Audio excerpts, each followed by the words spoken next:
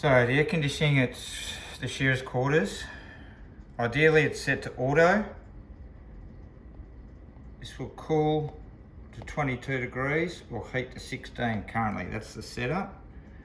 To cycle through, that's now just on cool, that's on heat, and that's just fan.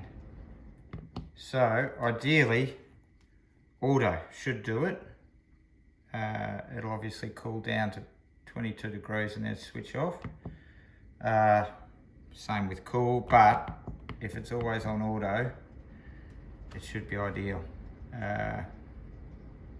Anyway, that's the operation in the main unit.